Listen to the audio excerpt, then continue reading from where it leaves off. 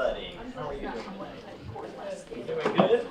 My name is Anthony Cascio. I'm Associate Professor of Philosophy at the University of Virginia's College at Wise, and I have been asked tonight to moderate this wonderful session. One of the things I do, I specialize in, is environmental philosophy, and one of the things I teach about in my class is about how the environment is more than just trees out there. It's also about how we live in our homes, right? And so this is a perfect forum for just that type of discussion. Tonight we're going to be talking specifically about small modular reactors, the nuclear kind of put in there. It's a town hall, and I'm going to make sure we recognize our sponsors before we begin the program. Our sponsors are the Alliance for Appalachia, the Clinch Coalition, the Appalachian Peace Education Center, Southern Appalachian Mountain Stewards, and the the Virginia Organizing Wise County Chapter. Okay. All right, good for me. Well done. So our purpose tonight really in progress. is to record this. Right. Is to seek public input, and our sort of we have a panel of we got 7 speakers tonight. One of the things, instead of a few ground rules, we have about an hour and a half for everyone tonight. So we're going to give our speakers, and this is for the speakers. I'm going to kind of let you talk for 5 to 10 minutes each. I'll be sitting here. I'm comfortable right at your thigh. I might give you a little tap or kind of let you know 2-minute warning ahead of time, just to make sure that everyone has time to speak. We'll have a presentation to give context for holding this town hall. And then we'll have a conversation from each of the panel members. We'll speak about nuclear and SMR issues. And then at the end of this, we will have time to respond to questions. So we ask you to hold all your questions until the end of all the presentations, and then we'll have time for public forum. We'll have a microphone here. For those on Zoom, you will have a chance to enter your questions over chat.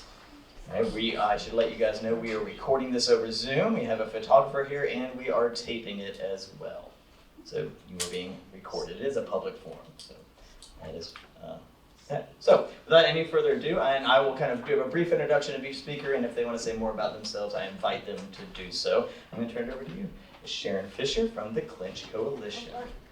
Thank you.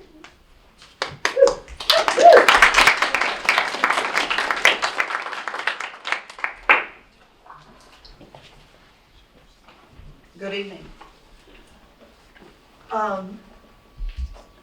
Let's go with the next slide. How did we get here?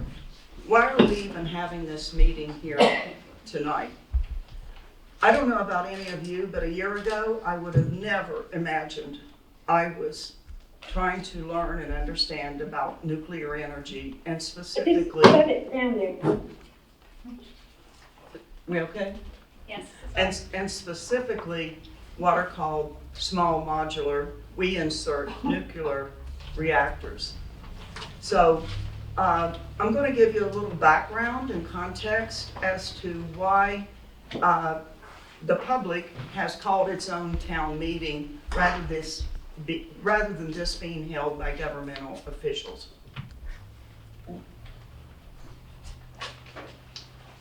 There's going to be a lot of words on here, and we will be putting our presentation on our website. But one of the things we do in the Clinch Coalition is document. So we do like to give sources of information.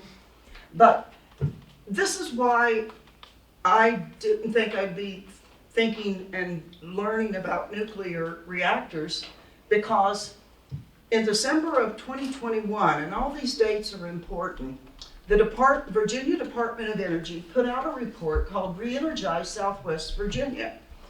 And in it, they said a new vision for Southwest Virginia must include more than jobs. And we all want jobs, we know that.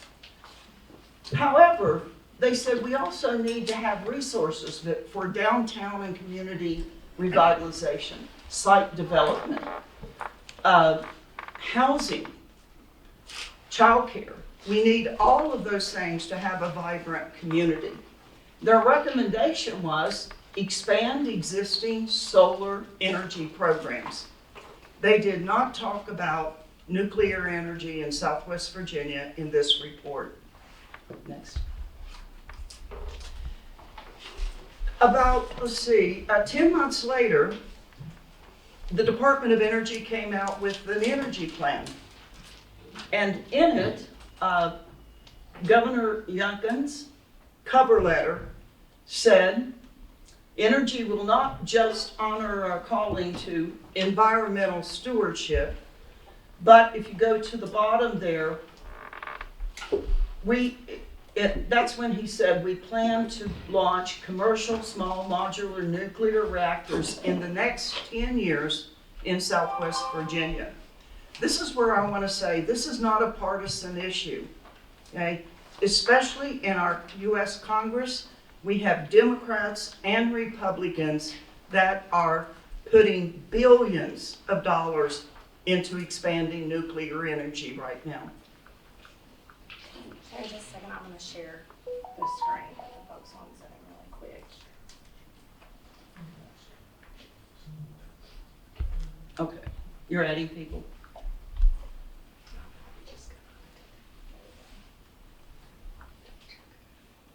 Okay, next. Okay.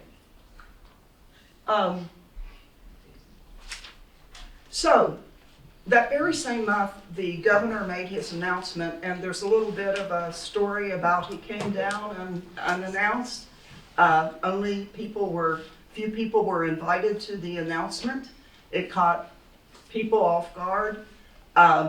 So immediately, 4 organizations, Appalachian Citizens Law Center, Appalachian Voices, Southern Appalachian Mountain Stewards, and the Clinch Coalition, we put out a press release.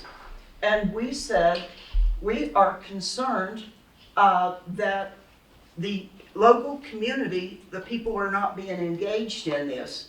And this is too much. Like I said, this will go on our website. But since we put out that initial press release, we have been doing research. We have formed a solidarity among 5 local nonprofits. We began conversations with larger conservation groups. We have reached out and let our U.S. senators and congressmen know about this, our concerns.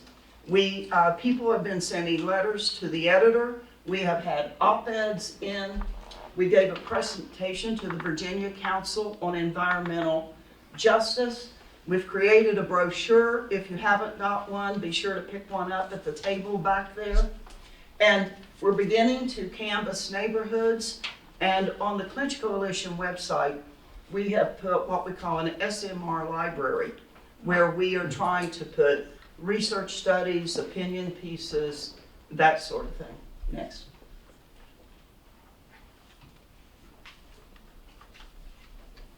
Okay, what are SMRs? That's going to be talked about among our panel members with more information. The main thing is the diagram over there, starting to the top left, those are what we know as nuclear power plants. Virginia has 2 of them, and there's quite a history of them being over cost, over time. Some of you may remember Phipps Bend down in Hawkins County, Tennessee, millions put into it, never happened. But none exist right now. And only one company called NuScale has been given a permit by the government to start the design. But I'm telling you, there are multiple companies competing, wanting to have their own design. NuScale says the cost of designing the SMR has already gone from $4.6 billion to $9.6 billion. Local jobs, I think that'll be addressed a little bit more, but they're saying this will bring jobs here. NuScale is saying we'll be able to operate these SMRs remotely. And it's a costly form of nuclear energy is one of the most costly forms of producing the electricity that we have. And we could even go down into the nuclear industry saying, oh, we're helping with climate change because it doesn't emit a lot of carbon, okay? It produces radioactive waste. So next. What has been the government response we've heard for over a year? For a year now, we have been trying to reach out and get more information. This is interesting that there's an online paper called Cardinal News, and they have put out many articles promoting SMRs. They had an article Monday and one Tuesday, and the one on Monday, we had the head of Lennowisco say, this is the quote from the paper, "There will be opportunities for public participation in 2024. We didn't need public input before we did our feasibility study."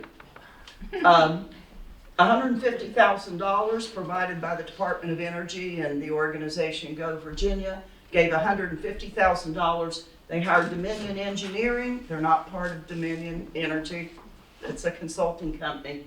And they produced a feasibility study, and that's where the 7 potential sites could be here in Southwest Virginia. Where are these sites? Leescott, Wise, Dickinson, Norton.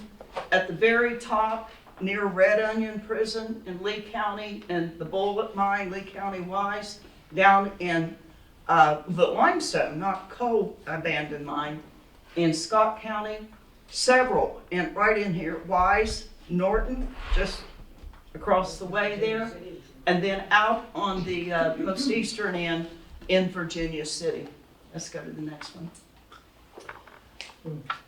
I wanted to talk about the Virginia City one, and again, this is getting in the weeds a little bit, but Cardinal News again, and Monday, quoted from a Dominion Energy study, November 22, okay, almost a year ago, where they said it would be too speculative to analyze and provide a more extensive discussion of economic impact, system reliability, environmental justice, or the social cost of carbon, that it's too early. The next day, in their article, Dominion's 2023 report has already said, yeah, we think we can do this. We're a coal plant. Right now, they're supposed to stay in operation to 2024, but they're already looking at SMRs there as well. Let's go to the next one. 2045. 2045. That power plant will stay open till 2045. So 45. Yeah. Yeah, right. Thank you. So, one of our big issues is lack of information, lack of community involvement, but we have health, safety, and environmental concerns. Mining of uranium has been banned in Virginia since 1982, okay? The biggest deposit in the United States, unmined, is at Coles Hill in Virginia, okay? It has recently, this year I think, been bought out by a Canadian company, and they were quoted in that local newspaper there saying, we don't think the ban's gonna last, looking at uranium mining. Let's go to the next one. Now, one of the things, okay, I'm almost finished, thank you. One of the things that the governor said, because they don't talk about radioactive waste, is he said, well, maybe we'll send it for processing. I just want to mention there is the Nuclear Fuel Services Company out of Irwin, Tennessee, has been there for decades, processing radioactive materials. A study was released this past spring, and you can see over time, it goes back to 1969, and then suddenly, we've got 20, 30 years later, all deaths between 0 and 74, and cancer deaths greatly spiking there in Unicoi County in Tennessee. Okay, let's go to the next one. So, we have more questions than answers. I won't go through this, but one of our community members wrote a letter to the editor recently and listed some of these questions and many more. And let's go to the next one. Where are we going to get answers from?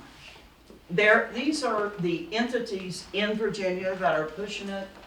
The oldest goes back to 2013, the Virginia Nuclear Energy Consortium. Go Virginia, they're becoming a funder of this. The Southwest Virginia Energy Research and Development Authority. Delta Lab, you really ought to look into that. It's not going to be a traditional lab. It's going to leverage land for testing. And then we have Coalfield Strategies, which is one of the consulting companies that are getting in on this, and the Virginia Department of Energy in Lenawisca. And let's go to the next one.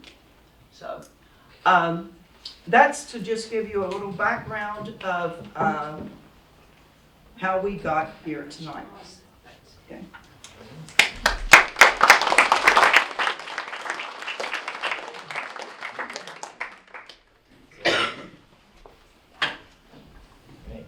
Thank you, Sharon. That was very good and informative. Next up, we have Terry Lodge. He's going to be joining us over Zoom. Make sure we get our technology working here. Hi, Terry. Terry is joining us from Ohio, where he specializes in environmental law, and hopefully he can say a little bit more about himself. And I just realized that. See there? Ready to roll? We're ready to roll. Hi, Terry. I'm turning it over to you. Good evening.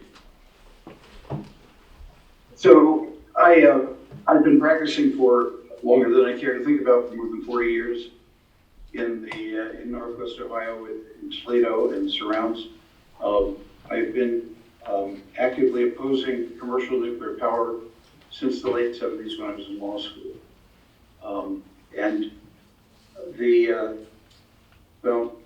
I guess I'll start in with my prepared remarks.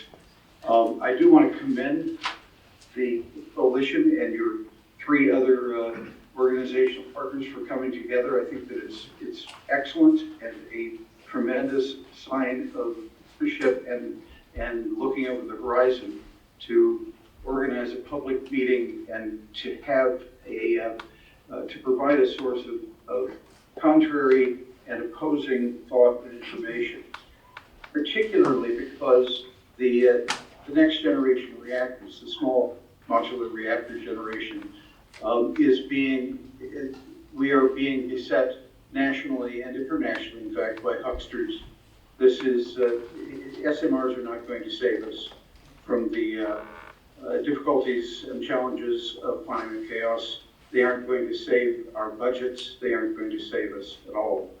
Promotion of SMRs, or as I prefer to call them, small mythical reactors, or large barrage reactors, has been ongoing for more than 10 years.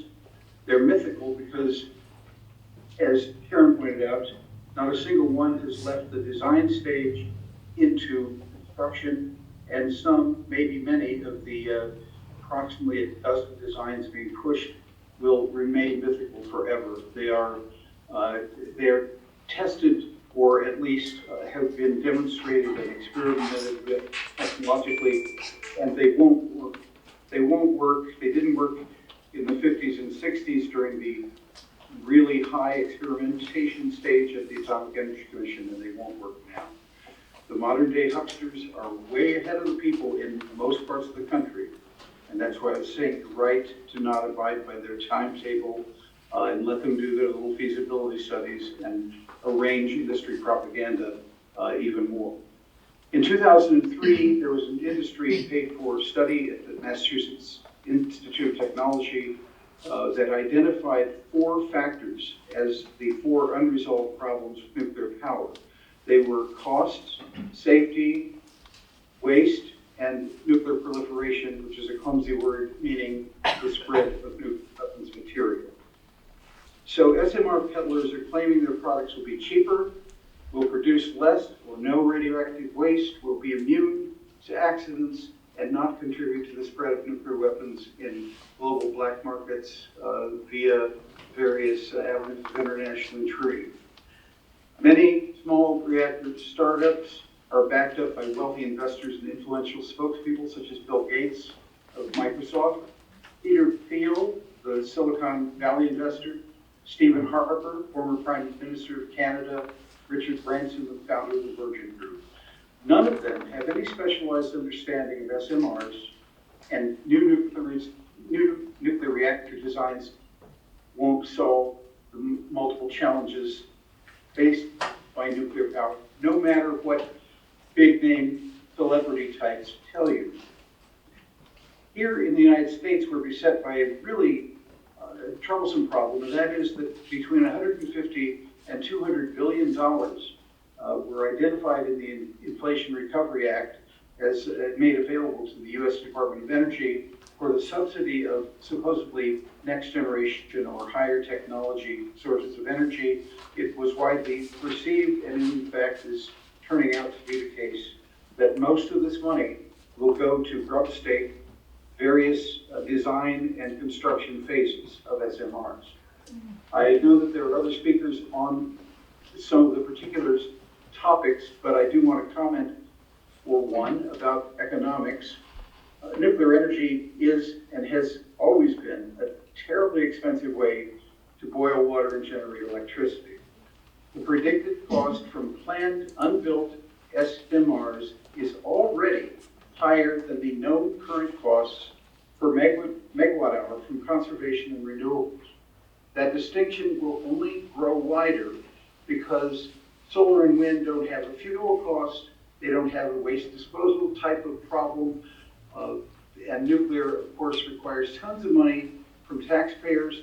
The invisible Price-Anderson Act that provides a form of nuclear insurance that ultimately leaves taxpayers on the hook, and ratepayers also, both as taxpayers and ratepayers. We subsidize nuclear for mining, from the mining, processing, enrichment, and disposal phases. SMRs will produce relatively small amounts of electricity in comparison to the present generation of large baseload nuclear plants like Dominion's. The smaller power input, the less revenue you generate, but the cost of construction and the care and feeding of SMRs is not proportionately smaller. SMRs will cost more than large reactors per unit of megawatt generation capacity. And I can tell you from my experience dating back to the 70s that historically in the US, the costs of nuclear have gone up, not down, with experience. Operational problems, we'll nicely call them, like Fukushima, which is the perhaps largest industrial accident in human history and is ongoing for 2 or 3 more decades at least. But Fukushima, 3 Mile Island, Browns Ferry in 1975, all of those have caused billions of dollars to be expended in retrofits, lessons learned, installing new technology, upgrading systems, et cetera, ad nauseum. To achieve savings, SMRs are being peddled to us as, don't worry, we'll be building hundreds of these in standardized factory settings so that hundreds or thousands will be built and distributed around the world. That's a wildly optimistic pledge, and even if it is true, and hundreds of, for instance, NuScale reactors are disseminated around the planet, it won't make them competitive with solar and wind. Prices will simply not come down sufficiently. We're told by the PR folks that are selling this technology that, come on, the wind isn't always blowing, the sun isn't always shining, and nukes can run, 724. But number one, they don't always run constantly. They have to be taken offline for maintenance and refueling and all kinds of other things that can unexpectedly occur. And the electric grid, the national electric grid, is evolving into what is called the smart grid. And the concept of having baseload plants, which are significant power generation that is supported or supplemented by smaller generating sources, that concept is fading. The idea of large central baseload plants is being overcome by high-tech management. I mean, we hear of things like with profusion of electric cars, you will actually have circumstances where when they are being recharged, they will be actually absorbing excess electricity depending on what time of day, and that they will essentially be a type of backup energy bank for the grid. Just things like that. Creative solutions that were unheard of 2 or 3 decades ago are coming within our grasp technologically. So, talking about NuScale, the chairman has mentioned, NuScale, the estimated cost of the 12 SMR array in Idaho went from about $3 billion in 2014 to $6.1 billion in 2020 for 12 units that were to generate 600 megawatts of power. The escalation of cost was so bad that the municipal, that is to say the public governmentally owned utilities primarily in Utah, demanded some sort of adjustment. So NuScale newly scaled it down to a smaller number of units and only 462 megawatts, not 600, but still at a cost in 2020 projected to be $5.32 billion. Undoubtedly, if NuScale SMRs are built in numbers, their final cost will still exceed $5.32 billion, probably a doubling or even a tripling. All current projected completion dates for SMRs are suspect. NuScale itself in 2008 said they expected to have a plant producing by about 2015 to 16. Now, the completion date is 2029 to 30. That ain't going to help us, folks. The Intergovernmental Panel on Climate Change and others warn that to stop irreversible damage from climate chaos, carbon emissions have to be reduced drastically by 2030. None of the SMRs are going to save us. The SMRs, the earliest realistic projections are 2033 and beyond, and for them to, that's really kind of the floor models, the demos. It will be many years after that before there would be any significant numbers of SMRs. So you may actually be looking at something more realistically like the late 2030s or early 2040s before there's a real genuine, would be a genuine effect of scaling up an SMR industry.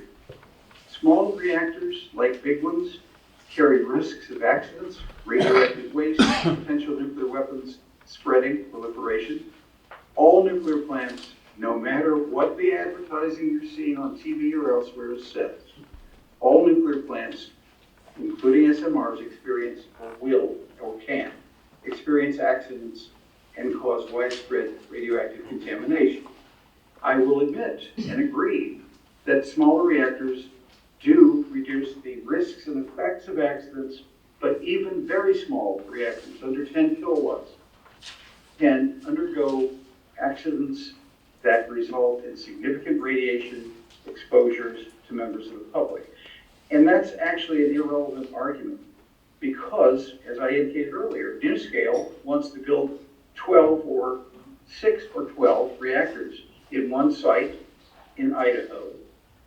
They are actually offering 4 and 6 unit versions besides 12. So when you combine all of those radioactive inventories, it's comparable to the radioactive material sitting in a current present generation nuclear reactor. And as we have seen, especially at Fukushima, an accident at one unit might induce accidents at other reactors or make it harder to operate other reactors on the site, especially if, such as at Fukushima, the underlying accident is from a common cause, tidal wave, earthquake, some type of common cause. At Fukushima, explosions at one reactor damaged the spent fuel pool in a nearby reactor. Radiation leaks from one unit made it difficult for emergency workers to even approach, much less deal with, problems at the other units. Also, SMRs per pound are going to produce a great deal more radioactive waste than current fission reactors. Fission will always result in radioactive waste no matter what kind of reactor type you're talking. There's no demonstrated way of safely managing them over extended periods of time because of social and technical problems.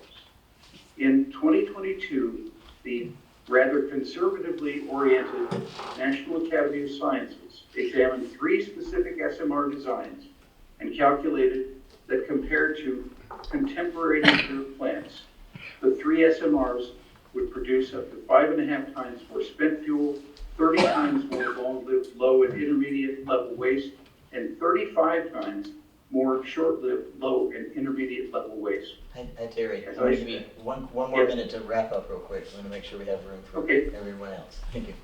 Very good. There are lots of other problems with SMR designs. The one thing that I am very concerned about is the fact that with a much higher, more enriched form of uranium fuel, that weapons proliferation will become a more serious problem. I'd like to mention that Senator Manchin has introduced and is gathering support for legislation that would essentially rescind and destroy the protections in the Atomic Energy Act that limit the exports of nuclear technology and fuel in order to make U.S. firms competitive in the growing SMR global market. That means that every tin pot dictator that can afford 1 or more SMRs will have a plutonium factory and a means of getting nuclear material and developing the bomb. That's all I have for now. Thanks.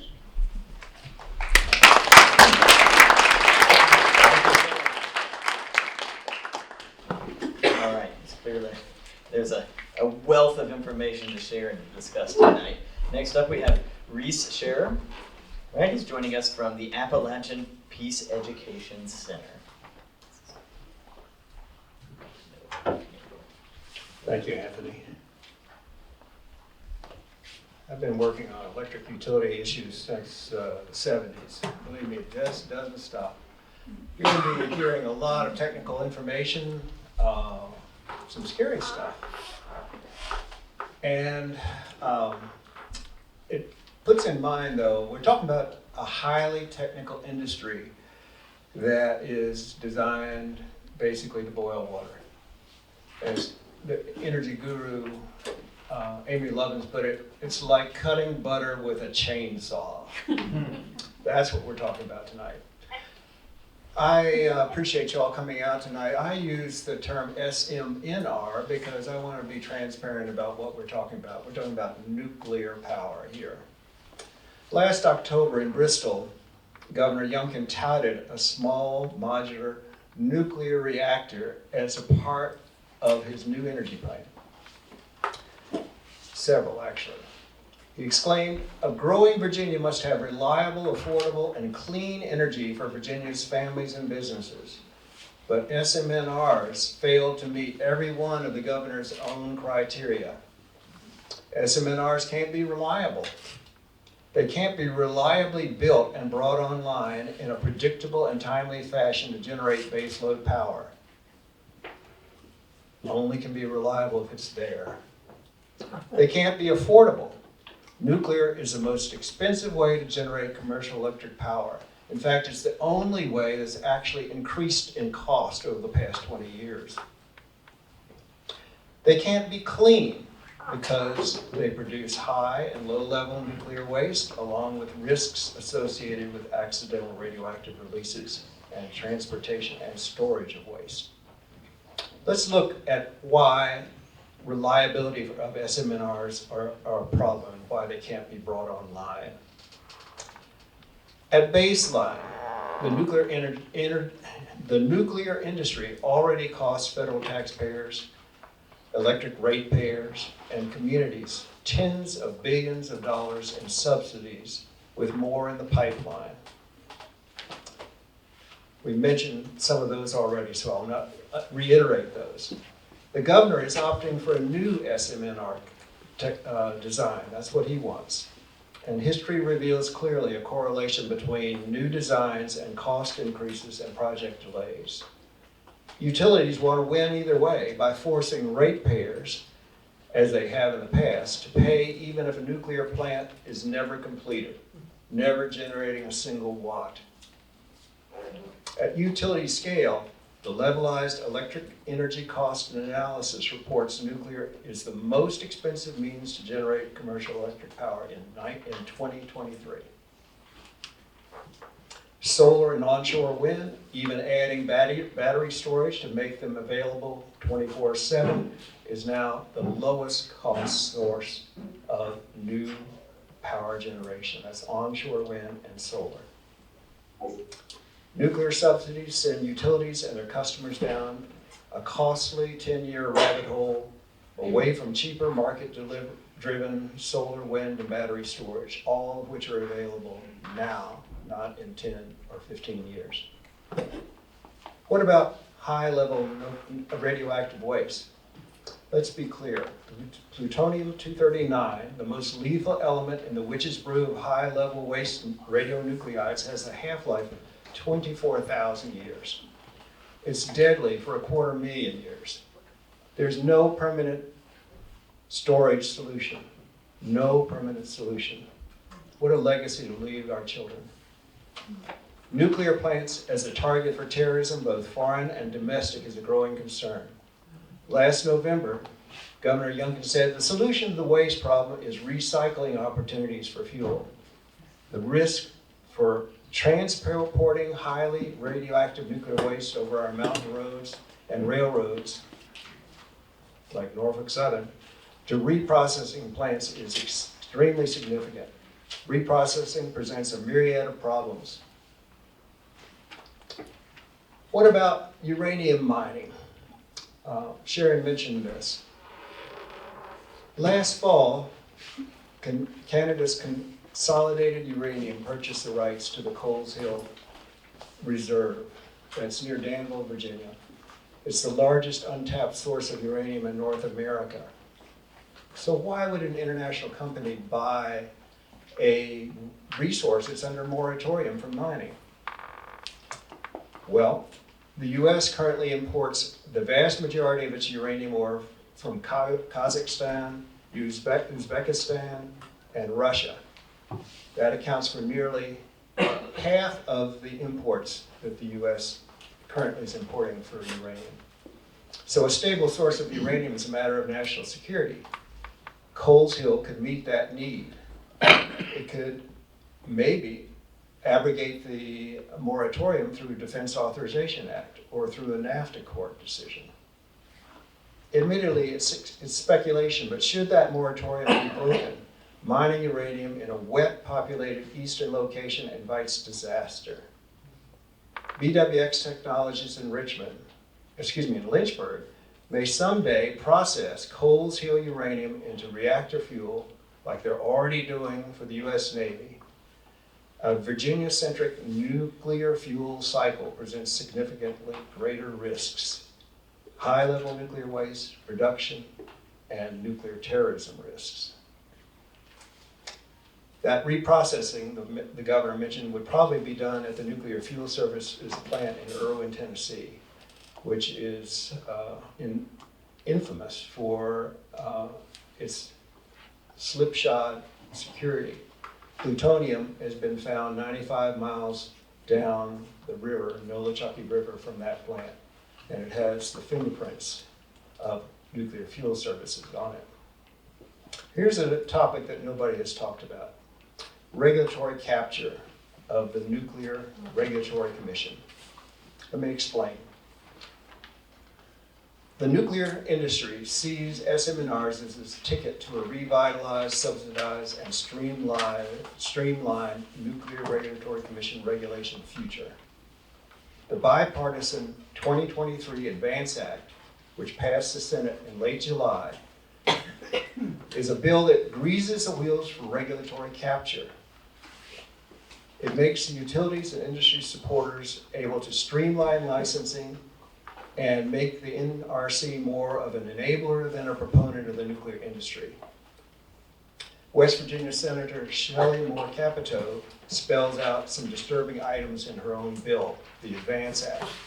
It creates a prize to incentivize successful deployment of next generation nuclear reactor technologies, that is SMNRs. It reduces regulatory costs for companies seeking to license advanced nuclear reactors by reducing regulation. It requires the NRC to develop a pathway to enable the timely licensing of nuclear facilities at brownfield sites. This last item raises an environmental justice issue. Should communities long suffering from mining or environmental devastation be the first in line for exposure to this kind of risk? And risk I've just noted. Well, maybe there's an employment trade-off here. So local SMNR employment is going to be a mirage, especially high-skill control jobs the governor is touting in his related education bills. SMNRs are modules. That means they're produced in great number in factories, transported to a site, and then put together by a traveling group of expert constructors. So what's left beyond that is, for local employment, would be just a little bit of construction employment doing site preparation. SMNRs are being designed to have multiple reactors controlled from a single site. It's a cost-saving measure. The NuScale reactor is touting up to 12 different SMNRs controlled remotely from a single site. That could be in Richmond or Columbus, Ohio, headquarters of AEP. But it's not going to be here. What's left here for jobs will be caring for and feeding and potty management of the reactor. That is security, mowing the grass, and occasional radiation exposure, cleanup opportunities during shutdown. I'll stop there. There's also, as people have alluded to, a shell game going on with nuclear and climate change. It's going to take 15 years. We don't have that, folks. Thank you.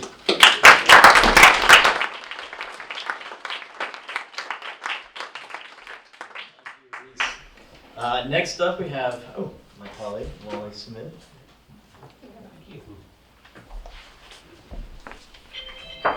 Thank you all so much for coming out. It's great to see this crowd, and we're looking forward to hearing comments in a few minutes from y'all as we get done with the panel. As Anthony said, my name is Wally Smith, and I'm Vice President of the Clinch Coalition. I know we heard from Sharon earlier, but I don't think we defined what the Clinch Coalition was, so if you don't know, we're a community-based environmental organization that's been active here in Wise County for about 35 years now. So we work both on High Knob and also in the surrounding community. And I'd like to begin tonight by just saying that we agree with some of the financial and safety concerns that we've heard from Reese and the other speakers over the last few minutes. But our broader concerns, though, really center around the lack of consideration of the public and officials' discussions about SMRs, at least to this point. And as an example, I'd like to start with some comments made to the Washington Post by a Wise County official back in February. Those comments were made in reference to one potential SMR site that I'll mention more about in a moment near the Wise and Lee County line. And that official stated in that article, and I'll quote directly here, "See that hilltop over there? If you build a nuclear plant someplace like that, it's not going to be near anyone's backyard." And that's end quote. Just a few weeks later, however, the Winnewisco Planning District, as Sharon mentioned earlier, released a feasibility study examining 7 potential SMR sites in the region. And contrary to those officials' earlier assurances, the sites identified in that study were quite literally in the backyards of numerous neighborhoods, many of those in low-income communities throughout Southwest Virginia. I don't have time to detail each and every one of those sites, but they are on the Clinch Coalition website, which is clinchcoalition.org. You can see some information about those sites as well as the full feasibility study from Winnewisco. But just to give you a few brief points about where some of those are located, I mentioned a moment ago the site near the Wise and Lee County line. That one is only about 2,000 feet from private homes in Exeter, which is one of our historic coal camps here in Wise County. There's 2 proposed sites that would actually flank that coal camp. The Mineral Gap site, that's out near the airport and the ball fields in Belden Dotson Park, for those of y'all familiar with that part of the world. That site would be 800 feet from the Wise County Christian Schools playground and 1,700 feet from the town of Wise's drinking water source, which is at Bear Creek Reservoir. And then finally, Project Intersection, which is right over the hill here, would be 3,500 feet from Central High School, about 3,500 feet from Norton Elementary, and then also this building where we're sitting tonight, and then only about 1,500 feet from private homes and businesses over off of Hawthorne Drive. And we'll be hearing in a moment from Joe, who's a resident of Scott County, to talk about one additional site down there. Now, we're aware that officials have dismissed that report as hypothetical when there's been questions about it in the press, but we're also not naive, and we know that local governments don't spend $150,000 of taxpayer money on a meaningless feasibility study, or at least they shouldn't in this particular case. And despite officials moving forward with that study and reaching conclusions that SMRs are appropriate for our communities, at no point have those officials sought public input to inform their decision making. And instead, what we've seen is a closed-door, members-only process that appears to have been guided mostly by political interests and organizations that have financial stakes in SMRs, not the needs and concerns of local citizens. And I think the earlier quote that I referenced is indicative of how disinterested our leaders have been in those local concerns throughout this process. Because it's true, for example, that the sites that I just mentioned are not in anyone's backyard. If your audience is based in Richmond, if it's based in Abingdon, or if you're talking to corporate interests that are based outside the region. But that's not true if you're a local resident, as we just saw a moment ago. Just 2 days ago, and Sharon mentioned this quote a few minutes ago, officials again repeatedly referred to these sites as isolated in their story with the Cardinal News. But again, they're not. They're near our homes, they're in our towns, and they're also near our schools and places of worship. That same story in the Cardinal News contained another claim that I think is a further example of the problematic approach being taken on this issue. And again, Sharon mentioned this a moment ago.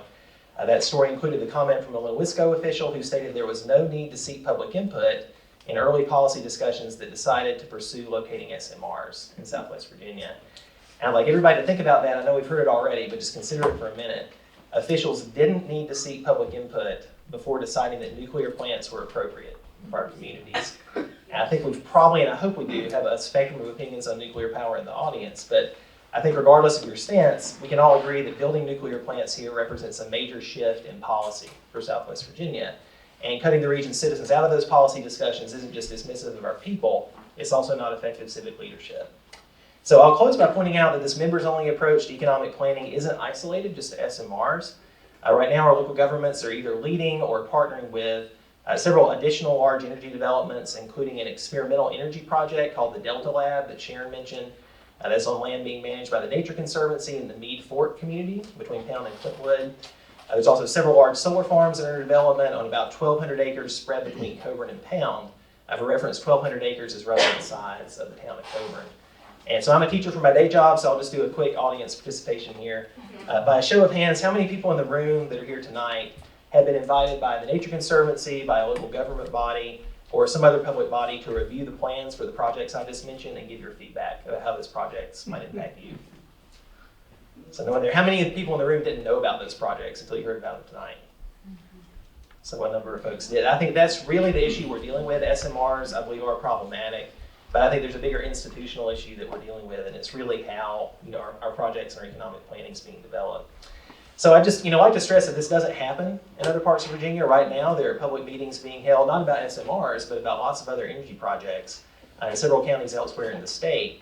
But we don't get that here. And instead of growing these projects around feedback from citizens, our leaders are increasingly at least appearing to follow marching orders from Richmond, setting up projects that benefit financial interests of absentee landowners or an outside corporation. And it appears like hoping that maybe some local jobs or some tax revenues trickle out somewhere along the way. And put simply, that needs to change. I know I've been a little critical in my remarks, but I do have faith that our local and state officials can course correct and move this issue in a more equitable direction. But that first requires them recognizing that they don't work primarily for Richmond or those outside corporations. They work for and represent us. And working for us doesn't mean selling us on SMRs. It doesn't mean bringing industry lobbyists into our schools or to our local Girl Scout groups to promote nuclear reactors to our children. That's an actual suggestion made by a county official in the feasibility study, by the way. You can find it on page 61 of the report. It instead means listening to the people that you serve, which is what our leaders do. So our organization hopes that tonight is a first step towards that, and we hope that our leaders can start making decisions with the people of Southwest Virginia instead of for us. And we really hope that even though I don't think there's many of them in the room with us tonight, this will be recorded and they can sincerely listen to the comments we're going to have a little bit later and change their approach accordingly. So thanks again. I know I'm almost out of time, but we again look forward to hearing your comments later, whether you agree with the folks you've heard from already or not. And I think I'll turn things over to Joe because he's going to talk a little more about one other site. Thank y'all.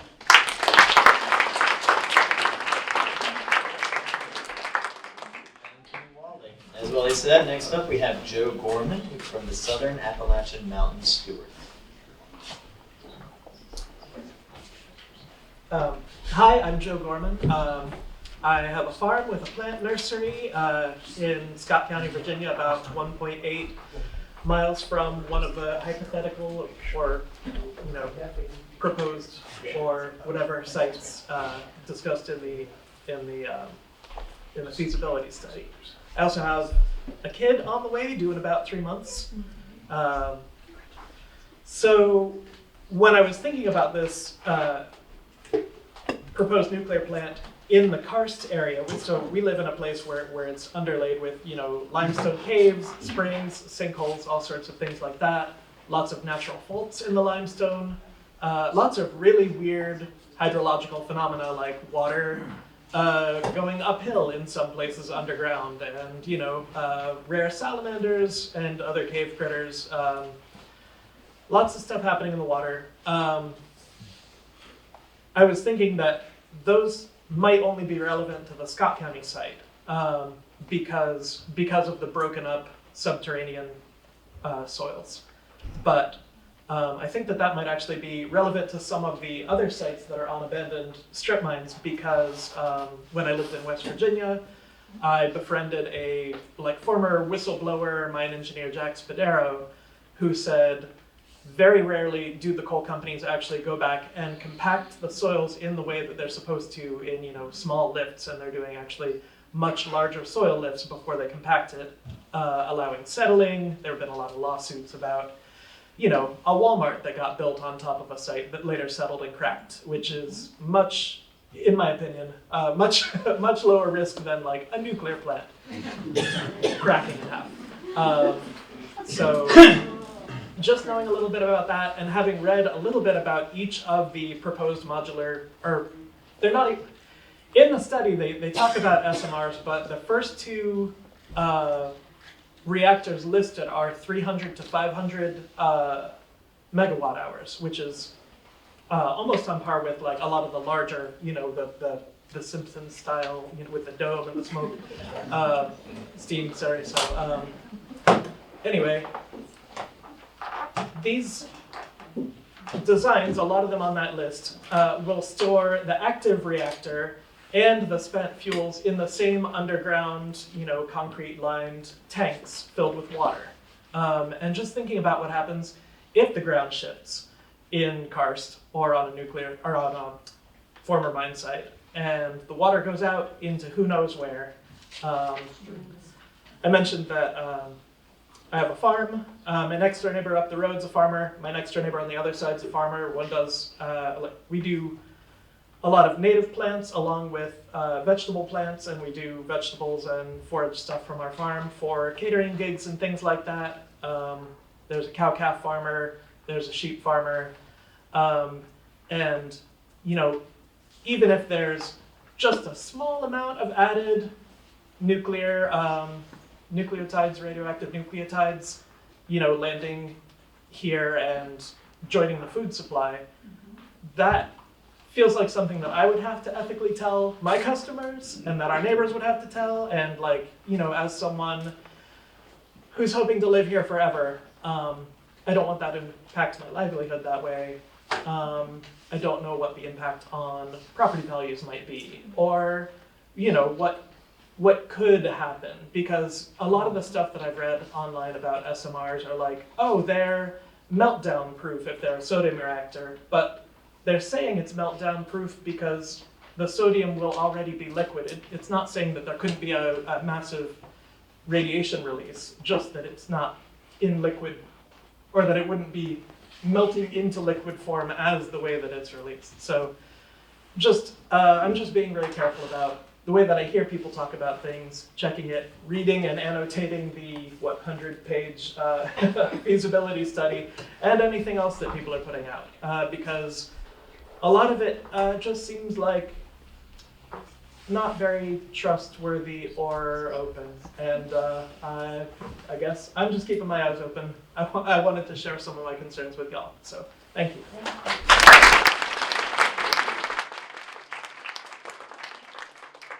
Thank you, Joe. Next up we have Tiffany Hunter, who is joining us from the Virginia Organizing Wise County chapter.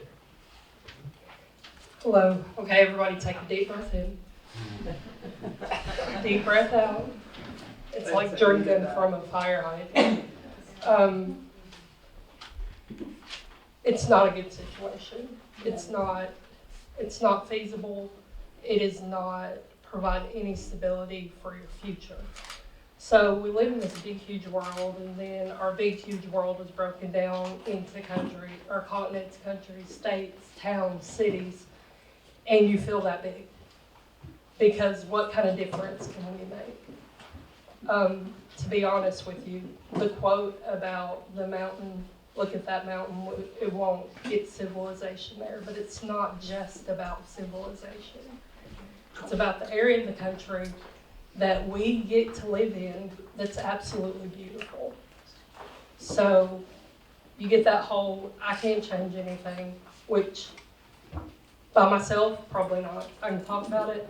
I can't make any changes by myself, but together we can make sure that our voices are heard, that we don't sit back like any other time they just want to do experimental something. Well, let's go to Southwest Virginia, Northeast Kentucky. Absolutely, yeah. Like, we are not guinea pigs. We are people. We have lives here. We have families here, homes here, schools here. I was educated here. My niece and nephew are educated here. And we just cannot let it go on. Thank you. We can't. We have to stand up, and we have to stand up together. And I'm probably short, which is crazily unlike me. Maybe I'm a little nervous. But I just wanted to quote the great late philosopher, Dr. Seuss, in saying that a person's a person, no matter how small. That's right. And it might just be a truffle, a tree, we think. But there are people that are saying, help us, help us, help us. And the more of them that get together and do it, then someone hears them and they're saved. So if you think about how overwhelming it is, yes, it's overwhelming. Educate yourself. I'm surrounded by people who have educated themselves and then turned and educated me, because I'm like, science was never my thing. But what has always been my thing is I find shelter here, I find safety here, I find comfort here, and I'm going to stand up and scream, help me, until all of us are standing up and screaming, help us, help us. And then that one person that seems so small by themselves is an army when they bind together. I encourage you to learn about this.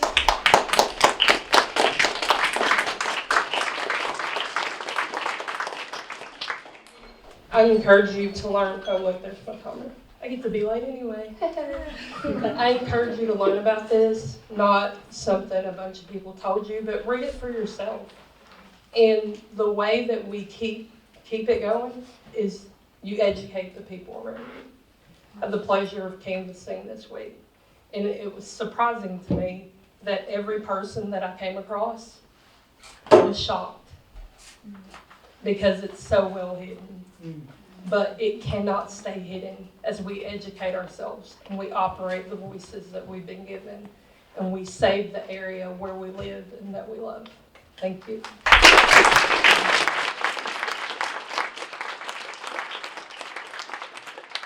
Thank you, Tiffany.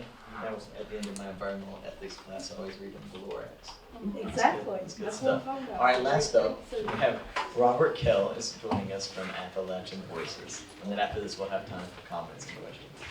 Thank you. Can you hear me? I really don't want to have to hold this mic. Is that fine with y'all? Perfect. I'm going to set it down with my hands. Mainly because I like to talk with my hands.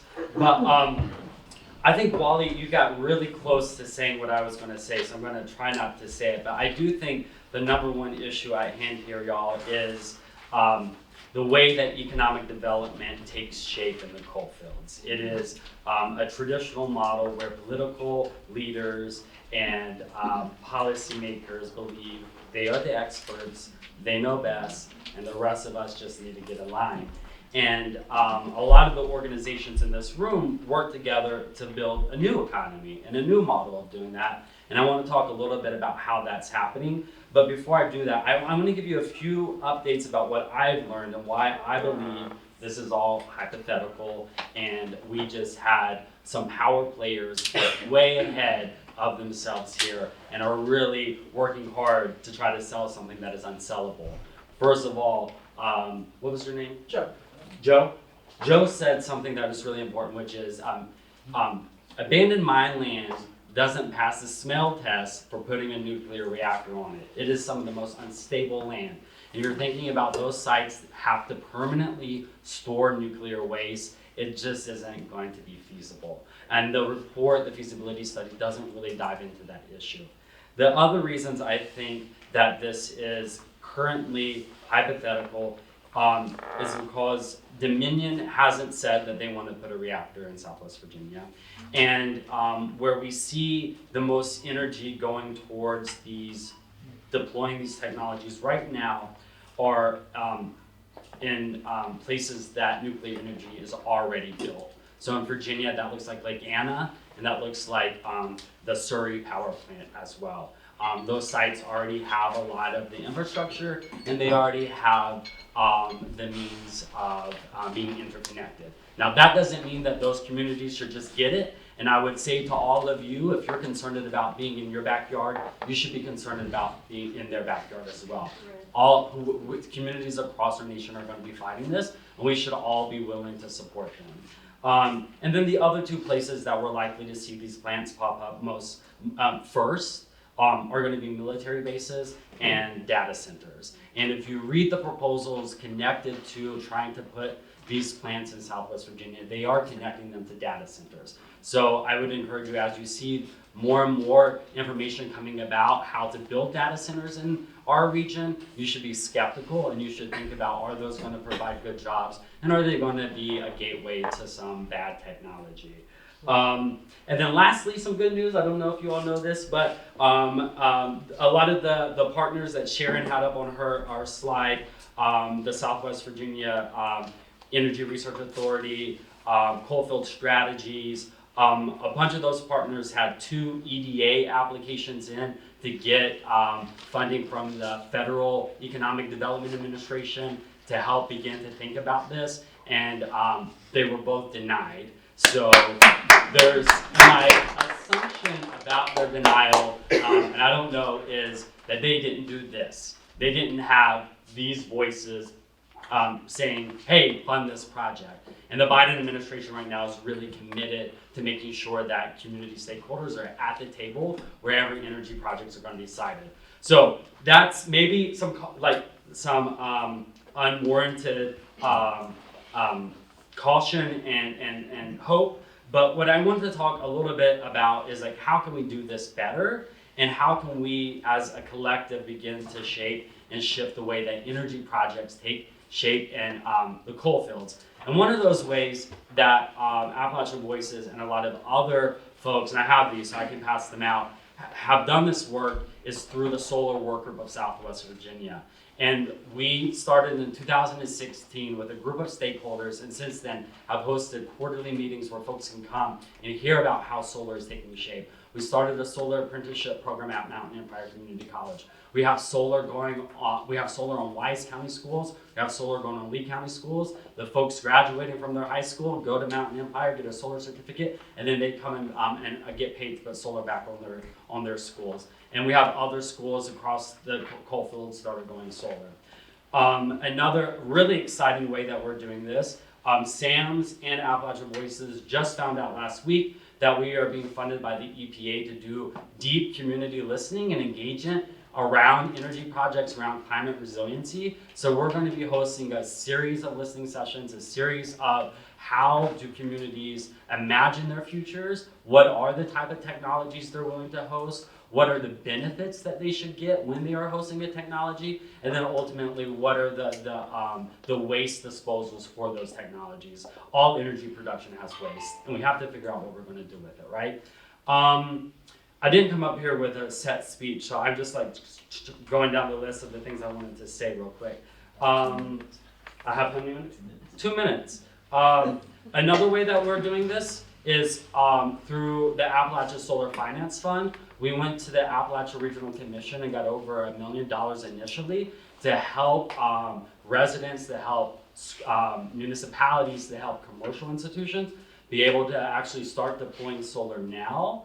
And now this fund has grown to be over $4 million and it's available. My point is that we can start deploying a lot of solar now, and we're really interested in helping residents and commercial entities figure out how to do that. So lastly, my call to action is we need to do more of this. We need to put pressure, like Wally and others have said, on our local folks to do more of this. We need to tell them we're not accepting a traditional way of economic development anymore. But we need you to show up with us in Richmond where these decisions are being made. We will buy a bus, get you there, put you in a hotel room and feed you. But we need you to tell your policymakers that it's not acceptable that they make decisions there for us. But there are two important pieces of legislation that will help us keep deploying solar now and keep building up a solar industry in our region. One of those is seeing the shared solar or community solar pass. Right now, in every utility territory in our state, besides APCO Power and Old Dominion Power, communities can tap into what is shared solar, meaning they can build an array and you all, like you have your Netflix or whatever, can subscribe to that and immediately start getting that solar energy benefit and lowering your solar bill. We can't do that in Southwest Virginia because our delegation has continually voted against it because APCO Power doesn't want to have that here. We need it because we can. The other thing is there is a fund sitting in the state fund called the Virginia Brownfields and Coal Mine Renewable Energy Fund. That fund doesn't have any money in it, and we're trying to get funding in it, just like they got funding for their nuclear studies, funding for their nuclear consortium. We've been trying since 2020 to get money into this fund so that we can see more and more solar on coal mine sites, on brownfield sites, because that prevents farmland and forested land from being used first. We have plenty of opportunity here to build a solar industry, put people to work, and lower our own energy bills, and we should be prioritizing that right now. So thank you all for coming here. Thank you for your interest in supporting our communities.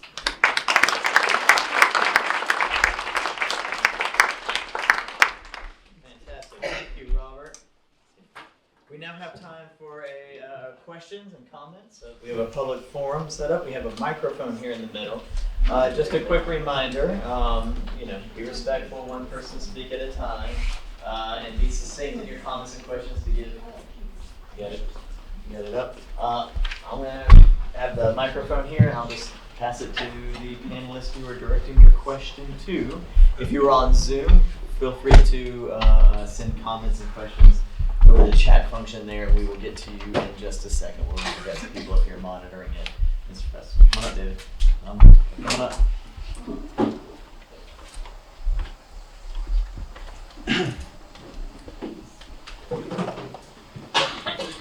David Rouse. I preceded Anthony in teaching environmental ethics here, and also before that in Bakersfield, California. Nearly 50 years ago, I was marching the streets of Bakersfield petitioning to stop the construction of a nuclear plant. The dangers then are the same dangers that have been ticked off tonight. There's been no progress whatsoever in nuclear technology in terms of making it safe. What does it do? It transfers wealth from you and me and other people who work for a living through a centralized system of generating power so that the investor class benefits. Yes. And it's the investor class that is supporting the politicians who are supporting the development of nuclear power.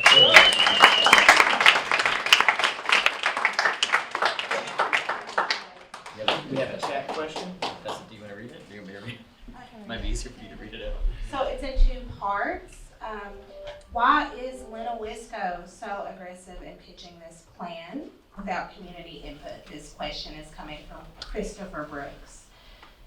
The second related question from Christopher: what can we do to replace or engage with the board members on Leno Wisco who aren't supporting this? Who can answer this question? Because It goes to. this is for the people on Zoom, so the microphone. I would start by saying the folks at Leno Wisco care about their communities, and they care about creating economic opportunities for our communities, and they're tasked with that. And they're tasked to do that in a way where they feel really, really responsible for that. So I would say that first. I would say second, this is their traditional way of doing that. They're trained and they create space to partner with developers and political leaders. And that fundamentally, I think, is an issue that they don't have enough either capacity or interest to engage with communities first. But I would say that we have to be really careful not to like demonize them, but engage them and ask them to do better around engaging with communities. And then what was the second part? Why are they so aggressive, please? And I also think back to my comments about, is this hypothetical? I believe what Leno Wisco and some of those other partners are trying to situate our region for is some of the manufacturing around building out the reactors themselves to be taken to other places. They see, I think, a much more reasonable pathway to create manufacturing jobs in our region. And a part of the whole feasibility of this is to say, well, we could host it, but we could also host other components of this. And that's what some of the EDA proposals that I said that weren't funded, we're going to begin to tease out, or those manufacturing sort of pipelines to this work. And then the person asks, well, how can we put pressure on them? You join Virginia Organizing, you come to our New Economy Network, New Economy, thank you, yeah. You go to SAMS, and you figure out how do you do a power analysis, who are those people, how are they influenced, and you begin to do that work. It takes time. But I really think that we need to invite them to come to this meeting, and I think Dwayne Miller, who is the executive director over there, would be open to that. And I know someone here from the newspaper is taking quotes, so that would be really great if we could get in that we would love to have a conversation with Dwayne Miller.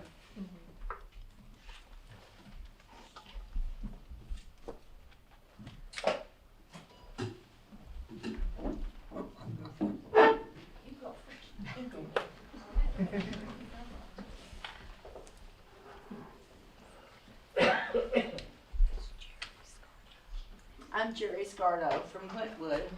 I love science, always have followed that. And I have 2 or 3 comments. I'll try to make it short. I am short. I remember years ago, Sister Beth Davis arguing against prisons for profit. She knew very well this region needs long-term addiction, rehab center, treatment for people who are addicted. And there is a book out now that is really by Beth Macy's, Raising Lazarus, and I hope people read that. You could practically empty out the prisons if you treated people like it's a medical condition. The other thing, I talked to somebody about why aren't y'all working on getting these semiconductor factories in? And they say, well, we don't have the workforce or something, but Biden, they set up where there was supposed to be about 20 of these factories set up in poor places.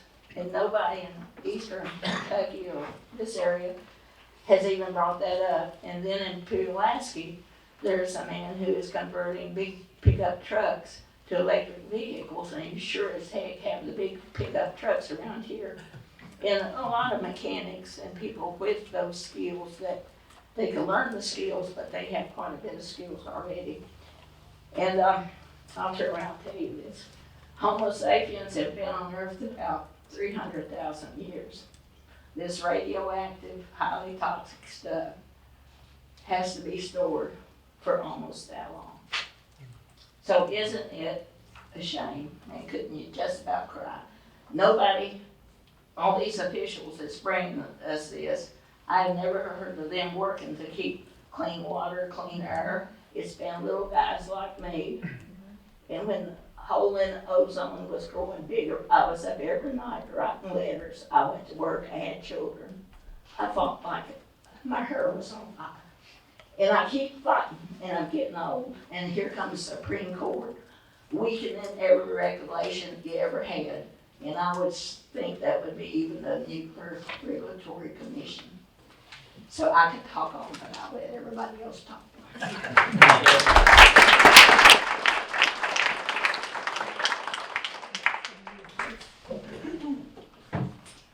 Did you have a question, sir?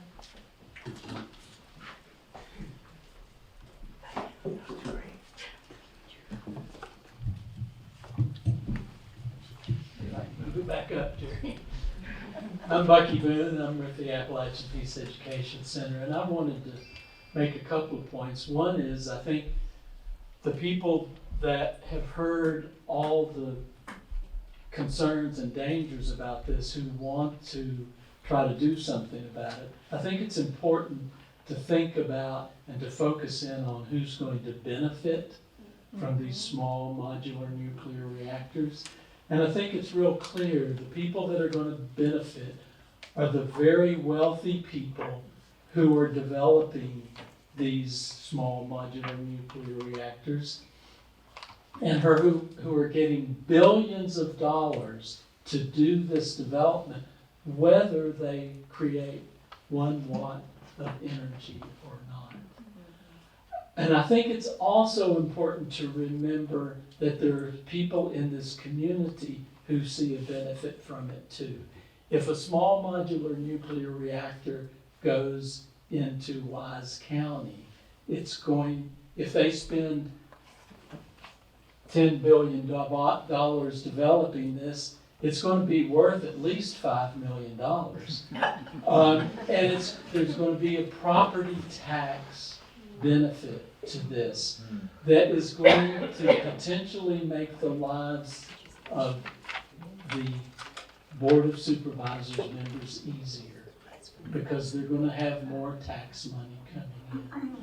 I think one of the challenges we need to recognize is the risk that these small modular nuclear reactors represent are not to the people in this room.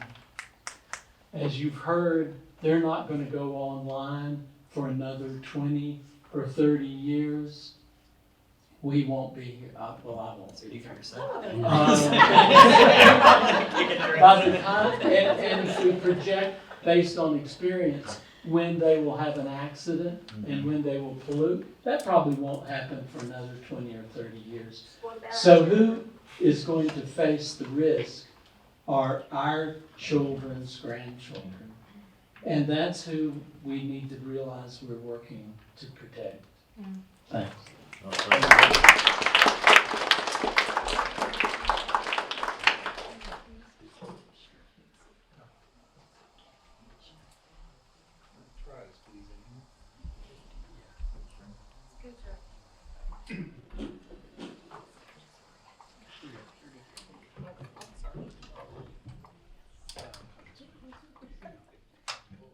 Hello, my name is Adam Millay. I'm a resident of Big Stone Gap. I'm also a member of at least 4 of the panel organizations.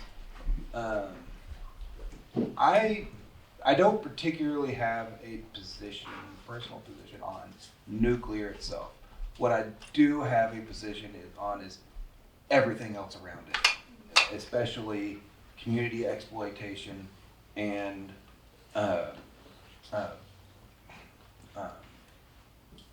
resource extraction away from us. Our region has a vast history of being exploited by corporations and industries and rich and moneyed interests that aren't here and never will be and never have it, possibly even in some cases never even set foot in our region. We are a cash cow for a lot of people that make a lot of money off of our health, our fossil fuels, and every other extraction they can come to us. Our trees, that's what they're working on. That's a big thing right now. You can't go down the 4-lane without seeing giant scabs on the side of the road where they've ripped down the trees. My driveway a few years ago got flooded because of that, and I couldn't leave my house for over a week. So what I think what we really need to make sure that we are making, which a lot of the panelists have talked about, putting a high focus on is what is the community benefit to us of doing this, and if there is any at all. There isn't, so who is going to benefit from it, and what can we do to stop them from doing that, and make sure that whatever down the road happens, that it's not a continuation of the cycle of exploitation that we have experienced for hundreds of years, or at least 100 years since the coal underneath our feet was sold out from under us to moneyed interests abroad or away. We've relied on industries that have exploited us for most of the existence of our communities in this area, and most of them were built by those corporations. But what did they do? They built the infrastructure they needed, they educated people to the level that they needed, and then whenever they were done extracting their profits, they abandoned us. Mm-hmm. So that's what's happened with the coal industry. It's what happens with the logging industry. And every time their profits run out, they just move right along. Mm-hmm. And nuclear is just another step in that list of come in here, find a population that is desperate enough to accept us, and extract as much profit as we can, give them as little of the benefits of that industry's production, and move on whenever the profits run out. And so I would like to see us somehow find a way to stop that from happening, and perhaps even some kind of policy in Richmond to make it feasible, make that permanent. But yeah, thank you. Thank you. We'll have time for maybe one or two more questions.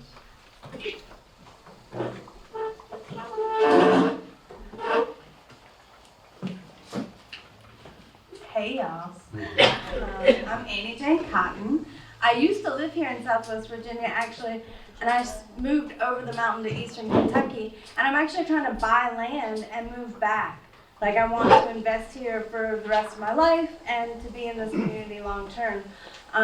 The only thing that's ever given me pause around that was this project, right? So that was the thing where I was like, I don't know about that. I don't know if I want to live that.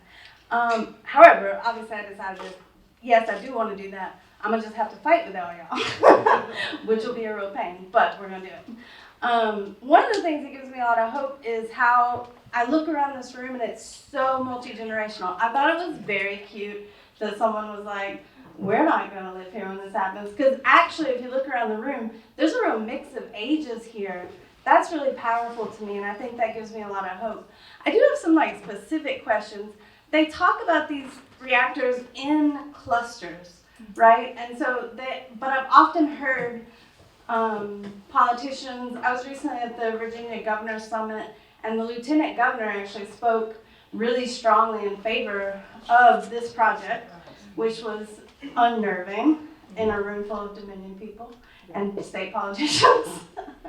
But so they talk about it in clusters a lot, But they also sort of been trying to sell it to us as like a one-site situation. I don't actually believe that, and it seems like when they lay out plans for it, they often, what's the probability, I guess my question is, what is the probability that instead of one of these being built, we will see 7 to 10 sites being built, potentially? I can start really briefly. I don't know about the broader question with the 7 to 10 sites, but in the feasibility study, they do discuss the mineral gap site that I mentioned, this in Wise, the one that's over here. Those would probably not be appropriate for an SMR, but we haven't even talked about micro reactors, which are smaller. And I forget the number, but if you go to that report, they talk about stacking multiple iterations of those on the same site. So in addition to a single site or multiple sites, a single site could have multiple reactors that can be additive. So somebody else may be able to speak to the 7 to 10, multiple sites. That's probably enough to answer my question. And I think points to the continuation of my thought that's like, they aren't being clear. They're being deliberately obtuse and not involving people and not treating us as if we can understand that science. So there's that. I'm annoyed. But I also just like want to hear from people about the potential for underground storage, because I know that they would have to be in concrete line vaults, but I've also heard people talk about just pouring concrete down underground mound shafts and dumping waste in there. And I wonder what the reality of that is. I think that might be unreasonable as someone who, fought against coal slurry injection sites in West Virginia for a long time. I'm really hoping we don't shift that to nuclear. So if that's something that people have heard around storage, has anybody heard that? Haven't heard that. That again doesn't pass the smell test for me, because there are lots of subsidence issues at those sites. So I think it goes to 2 points. Well, to that point, and then the whole point about your first question. Those are the types of questions that they could field if they were here and would and would organize and support community listening. And it's so easy to get someone who is a developer or a nuclear scientist. They have them. They know who they are. They're helping them write these grants and put these proposals in to host these type of sessions. So again, it's just another, if you want to bring community members along with you, you just need to ask them to sit down with you. So to your first question though, I did attend the Virginia Clean Energy Summit last week, and one of the things I heard from the Biden administration, again, Sharon said this is bipartisan funding SMRs, is that the administration was encouraging the utilities to package 7 to 10 so that the costs would be more reasonable, but also to help build those manufacturing pipelines. So they are being encouraged to build several at one time. Let me say that the history of the utility industry is that they look for a weak spot and they exploit it. If people are willing to turn over and play dead, they'll build whatever. The Virginia City plant, which is one of the last coal plants to be built in the United States, already obsolete. They're only operating at something like 35% of capacity a lot of the time. This is the kind of thing when you get a collaboration between politicians that have a specific idea of what they think development should be, and they want to be on record as supporting A, the coal industry, B, Southwest Virginia, C, pulling us up out of poverty by building one plant. That it's a ribbon cutting exercise, and with this new potential for multiple plants, just having 7 plants is only the shoehorn. The whole shoe could be much larger if this is an area that's willing to accept them. Thank you. We're going to reward Dalton with the last question for the night. Well, I got a couple of comments and then I got a question. Yeah, of course. So, on what you were saying earlier about Lennowisco, I want to remind everybody that Lennowisco Planning Commission is not voted in, they are chosen. So they have no reason to respect us or listen to us. Let's see. Also, I want to remind everybody, Virginia ends at Roanoke. That's what everybody believes. These politicians, these oligarchs, they don't care about us. They're just going to keep using us. Let's see.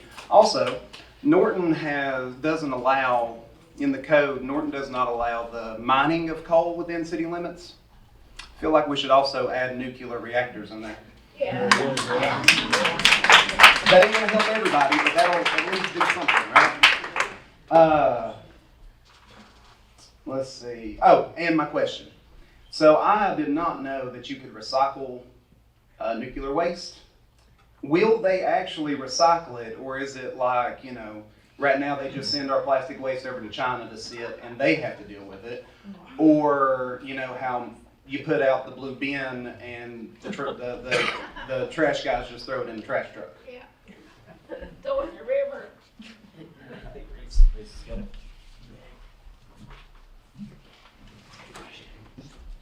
Recycling is really properly called reprocessing, because what you're doing is you're changing the uranium mixture and making it available as both a energy source for commercial nuclear reactors and for bombs, highly enriched uranium for bombs. The Y-12 plant in Oak Ridge is it's going to be closed and undergoing rebuilding because we don't have enough bombs apparently. And in the meantime, the Nuclear Fuel Services plant, which is also owned by BWX Technologies in Lynchburg, that's so interested in development here in Southwest Virginia, they're the ones I alluded to that have been so slipshod in their security practices that radionuclides, including plutonium, have been found 95 miles down the middle of Chucky in Douglas Lake. So, yes, it can be reprocessed, but the consequences of that are very significant in terms of nuclear proliferation, terrorism, transportation disasters that could occur. So there are a myriad of problems, and those poor people in Irwin, Tennessee, that have to deal with nuclear fuel services and have experienced increased death rates in their county as a result of it, would only be suffering more from this. We had a comment. You want to share it real quick? It's not long. No.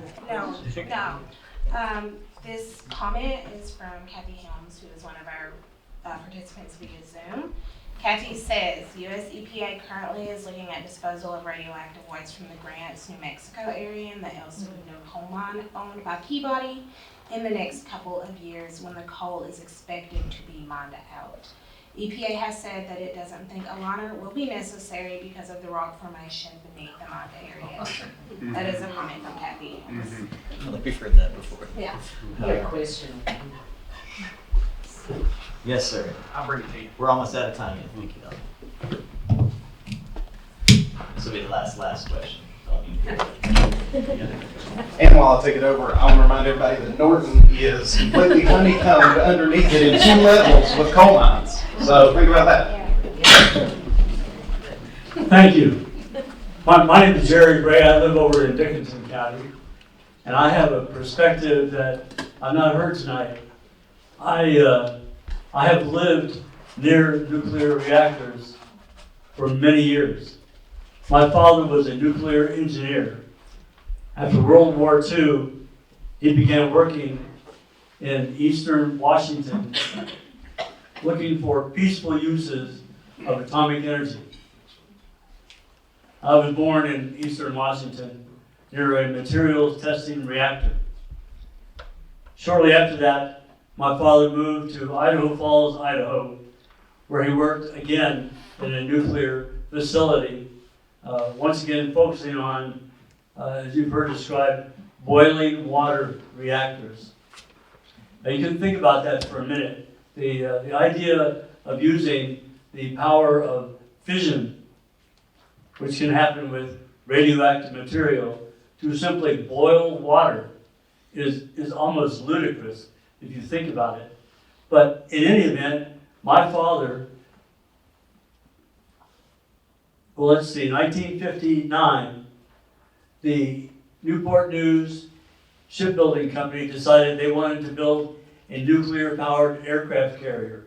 They sent people to Idaho Falls, Idaho, and my father taught those people how to use nuclear energy for peaceful purposes, namely powering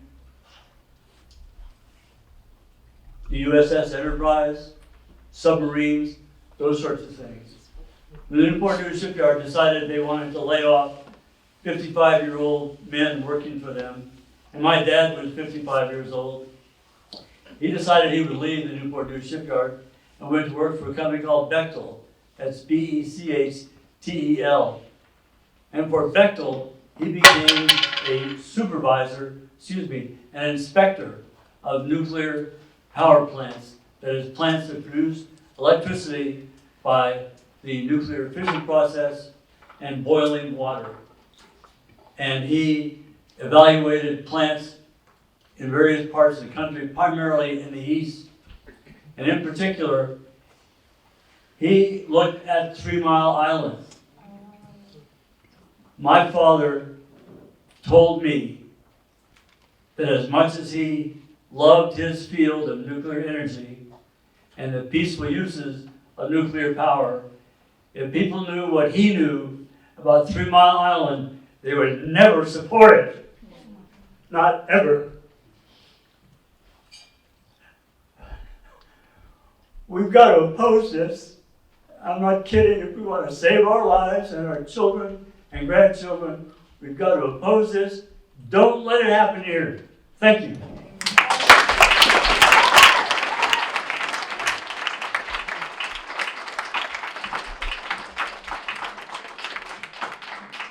All right, thank you, everyone. We are out of time, but we're clearly not out of things to say. I'm sorry. Just keep going. We're a few minutes over. So, but I'm sure the panelists will probably be able to answer questions afterwards and do things. Please join me in thanking. First, let's thank our tech crew here.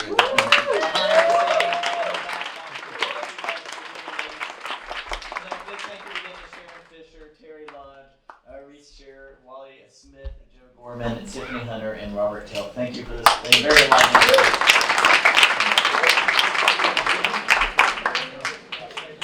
All right. Go in peace.